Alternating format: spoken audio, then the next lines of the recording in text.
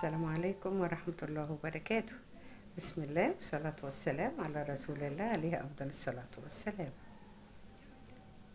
في بعض السيدات بتبقى مثلا عندها بيوت، أراضي، فلوس، ذهب، ولكن تبص للي في ايد غيرها.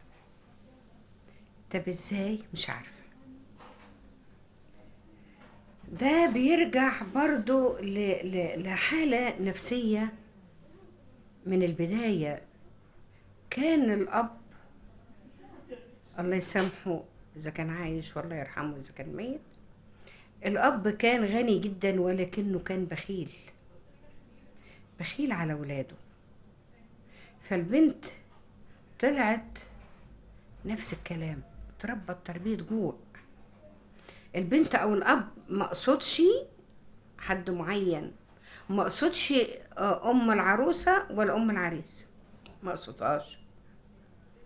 أنا بتكلم بصفة عامة. يعني مثلا لو هنتكلم على الحقيقة أو في الحياة العامة، شاب اتربى بنفس البيئة دي، فطلع الولد هو بقى راجل ما شاء الله، الله أكبر، ومتجوز ومخلف وغني جدا جدا، ومراته برضو غنية جدا، ولكن هو بخيل جدا جدا. مراته اتحملت كتير لكن للصبر حدود، سابت البيت ومشيت، وهو برضو مش عايز يطلقها علشان الطلاق هيخليه يدفع فلوس، وهو خايف يدفع فلوس، خايف للمالية اللي عنده تنقص ويرجع للفقر من تاني، رغم ان هو من البداية مش فقير ولكنه جعان، اتربى على الجوع. الأب كان بخيل جدا رغم ان عنده مالية ياما. ما هو ما تهونش إلا على الغلبان، لكن هو ده مش غلبان، ده عنده فلوس ياما، ومع ذلك ماسك ومعيش ولاده في حرمان. فلما الولد كبر واتجوز وخلف، معيش أهل بيته بنفس الجوع اللي هو عاشه. فأنا مقصودش بين ست أم زوج أو أم زوجة، أنا بتكلم بصفة عامة، وجبت لكم المثل ده علشان محدش يقول إن أنا بتكلم على حد معين. أنا بتكلم على إن مش لازم الغنى غنى الله، مش لازم المرتاح ماديا هيريح بنتي. لا